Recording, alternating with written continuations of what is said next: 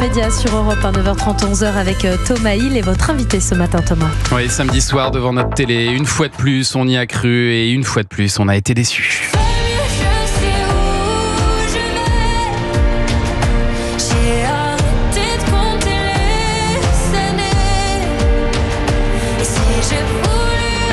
Cette chanson de Louane, la prestation était très belle, émouvante aussi lors de cette finale de l'Eurovision et pourtant elle n'est arrivée que 7e de ce concours. Alors on va tenter de comprendre ce matin pourquoi, avec Vincent Escure, co-auteur de Eurovision, la petite histoire d'un grand concours, passionné de ce concours au point d'en faire un podcast aussi qui s'appelle 12 points, comme la note maximale que l'on peut obtenir de la part de chaque jury. Et alors justement, Louane, elle a reçu samedi beaucoup de points cette année de la part des jurys des différents pays. Ça s'est bien passé, la partie jury. Ça s'est très bien passé. Elle est arrivée 3e du vote des jurys, ce qui est vraiment pas nul. Ce qui finalement, correspondait au pronostic des bookmakers en plus.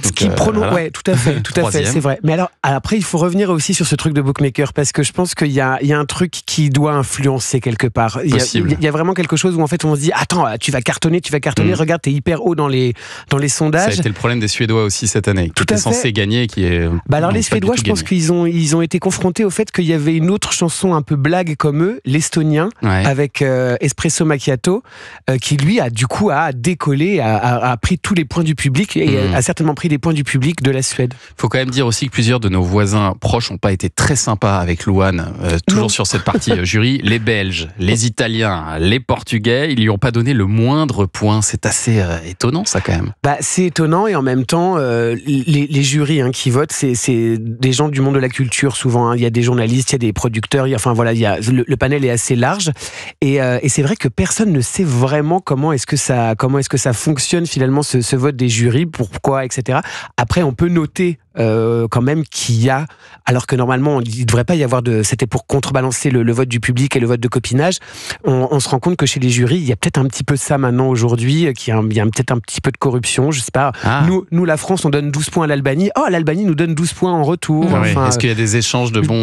Peut-être. Mais il y a des pays qui soutiennent, les pays des Balkans se soutiennent, ils votent toujours les uns pour les autres. Les pays baltes se soutiennent, les pays scandinaves se soutiennent entre eux. Chypre donne à la Grèce donne à Chypre, et l'Italie et Saint-Marin, c'est pareil. Mais quand même, on le disait, à l'issue des votes du jury, on s'en tire bien, 180 points, c'est mieux que Slimane même l'an dernier, donc on pouvait être assez optimiste.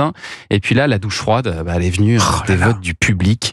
Si on prend seulement en compte le vote du public, la France arrive en 14e position. 14e. Comment est-ce que vous expliquez ça, Vincent Escure ? Je pense que...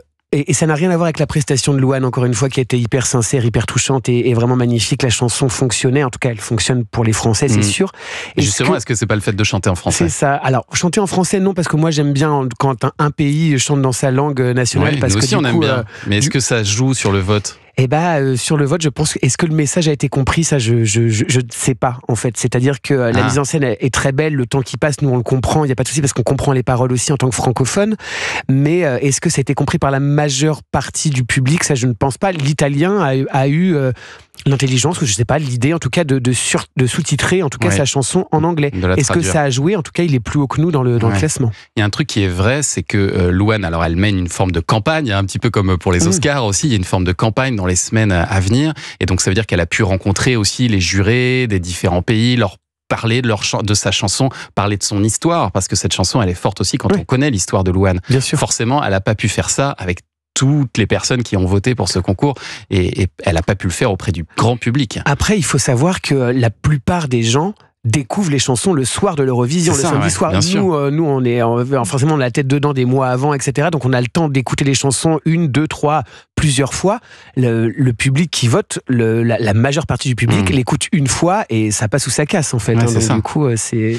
Et alors pour qu'on comprenne bien les votes du public, alors déjà on peut pas voter évidemment pour son propre pays, mais ensuite c'est chaque pays qui établit un classement en fonction des votes de ses téléspectateurs. C'est ça. En fait, il y a à peu près selon le nombre de pays participants, il y a un nombre de points défini. Là, il y avait un peu plus de 2200 points à distribuer et après ça se fait au ratio... En fonction de la taille taille du pays quand même, ça joue? Non, Est-ce que les voix françaises comptent autant que les voix belges, par exemple? Oui, Est-ce qu'on a autant de poids? Oui, normalement, il n'y a pas de différence par rapport à ça. Et il y a à rajouter à ça aussi le vote du reste du monde, parce que ça maintenant, ça a été ouvert depuis 2-3 ans. Qui représente un pays, en fait. C'est ça, le reste du monde, c'est un pays. Le reste du monde qui représente un pays. Et là, il peut y avoir aussi des scores faramineux, parce que il y a plus de gens, enfin, je sais pas. Et après, il y a le fait aussi que chaque téléspectateur peut voter 20 fois. Ouais, 20 fois. Ou plus, même s'il a plusieurs cartes SIM.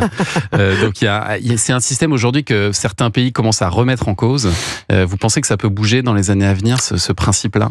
En fait, plus on alerte l'UER, donc l'Union Européenne de Radio-Télévision, plus je pense qu'il y a des choses qui vont bouger. Malheureusement, c'est vrai qu'il y a un silence qui est assourdissant de la part de l'UER depuis certaines années par rapport à tout, par rapport aux conflits géopolitiques, par rapport au comptage de points, par rapport à tout ça. Et on imagine que ça va bouger à un moment donné parce que la plupart des télédiffuseurs européens se plaignent de ce système. Se plaignent. Il faut dire qu'ils gagnent aussi beaucoup d'argent avec les votes des téléspectateurs. Beaucoup. C'était 1 euro à peu près le vote. Après, 99 centimes, je crois. Après, c'est un concours qui coûte de l'argent. De toute manière, on voit les moyens faramineux que ça demande, etc.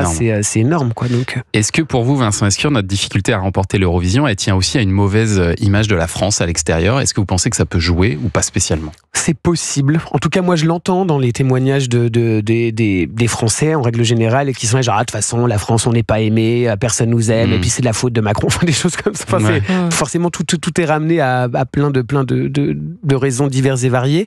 Est-ce que après, moi, je tiens à croire, enfin, vraiment, je me fais un devoir de penser que ça reste un concours de chansons et que c'est la plus belle chanson qui gagne. Bon, évidemment, c'est un peu bisounours comme vous trouvez que ça a été le cas cette année? Non, parce que je trouve que l'Autrichien méritait de l'emporter. L'Autrichien a une très belle voix, la proposition était très chouette. C'est rare qu'on voit un contre-ténor chanter dans un grand concours de chansons.